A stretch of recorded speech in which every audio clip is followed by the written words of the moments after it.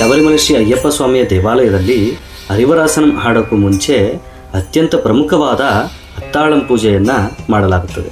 ಮಲಯಾಳಂ ಭಾಷೆಯಲ್ಲಿ ಅತ್ತಾಳಂ ಅಂದರೆ ರಾತ್ರಿಯ ಭೋಜನ ಅಂತ ಅರ್ಥ. ಈ ಪೂಜೆಯನ್ನು ಪ್ರತಿದಿನ ರಾತ್ರಿ 9 ಗಂಟೆಯ ಮೇಲೆ ಆರಂಭಿಸ್ತಾರೆ.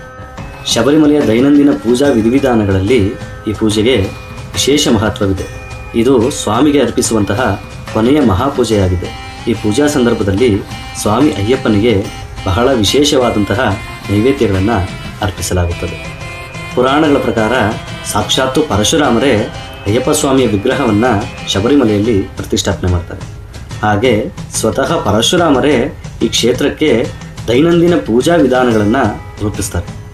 ದೇವತೆಗಳಿಗೆ ಮತ್ತು ಯೋಗಿಗಳಿಗೆ ದಿನದ ಕೊನೆಯ ಭಾಗದಲ್ಲಿ ಸ್ವಾಮಿಯನ್ನು ಆರಾಧಿಸಿಕೊಳ್ಳಲು ಅನುಕೂಲವಾಗುವಂತಹ ಸಮಯ ರಾತ್ರಿ ಸಮಯ. ಹಾಗಾಗಿ ಈ ರಾತ್ರಿ ಸಮಯದಲ್ಲಿ ಅತ್ತಾಳಂ ಪೂಜೆಯನ್ನು ನಿಗದಿಪಡಿಸ್ತಾರೆ ಶ್ರೀ ಪರಶುರಾಮರು.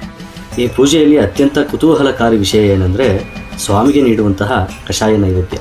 ಈ ಕಷಾಯ ನೈವೇದ್ಯವನ್ನು ಭಕ್ತಾದಿಗಳಿಗೂ ಕೂಡ ಕೊಡ್ತಾರೆ.